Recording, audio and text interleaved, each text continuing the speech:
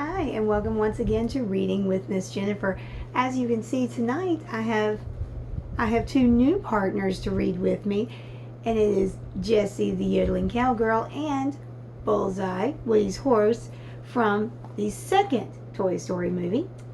And they are with me tonight because I will be reading a little golden book, Toy Story 2.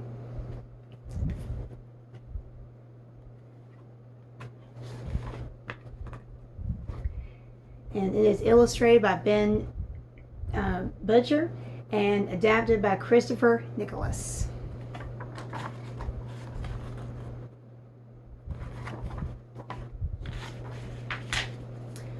Do you like toys?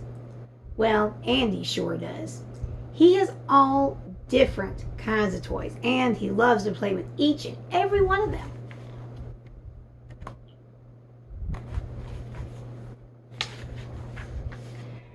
But Andy's favorite toys are a cowboy named Woody and a space ranger named Buzz Lightyear.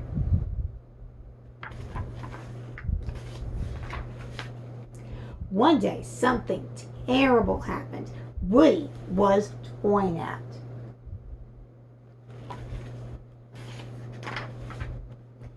You see, Woody wasn't just a toy. He was a famous toy who once had his own TV show.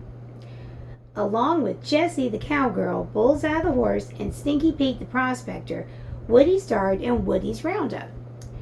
Because Woody and the other Roundup toys were so famous, Al, a greedy toy store owner, was going to sell them to a museum all the way across the world in Japan. Jessie, Bullseye, and the Prospector were very excited.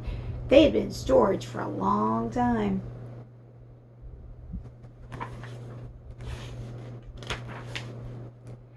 But Woody didn't want to go to a silly museum. He wanted to go back home to Andy.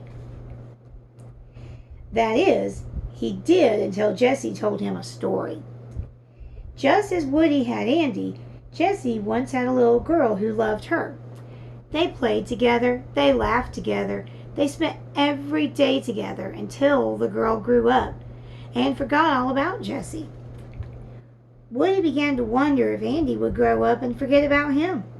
Maybe the museum wouldn't be so bad after all.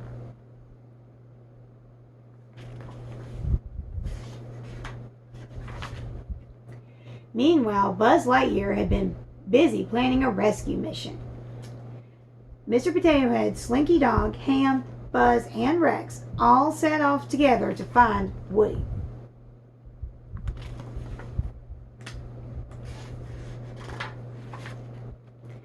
To get to Al's toy barn, the toys had to cross a busy street. Fortunately, they had a plan. Success! Inside the store, Buzz and the others had to face another challenge, a new and confused Buzz Lightyear toy. And little did they know that an evil toy named Emperor Zurg was hot on their trail. But nothing would stop Buzz and his friends from finding Woody.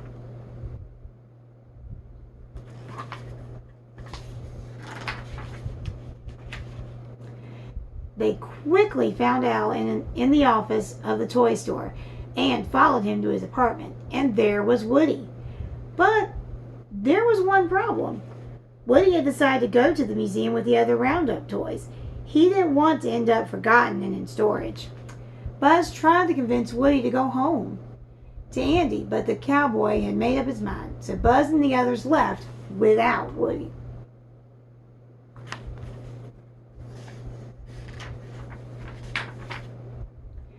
It didn't take Woody long to realize that he had made a mistake. His true place was with Andy, not in a museum. But the prospector had a different plan. He was going to the museum, and no cowboy would stand in his way. He trapped Woody, Jessie, and Bullseye in the apartment. Then Al took them away. Woody's friends had to rescue him, but first they had to defeat Zurg. Now they had to hurry.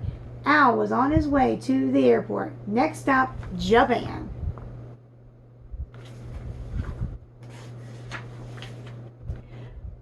Buzz Lightyear to the rescue. Buzz, Mr. Potato Head, Ham, Rex, and Slinky borrowed a car and raced to the airport. They rescued Woody and Buzz and sent the prospector packing.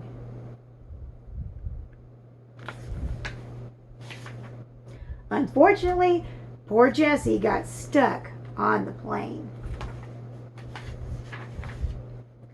Would Woody and Buzz be able to save her? Of course they would. Yee-haw!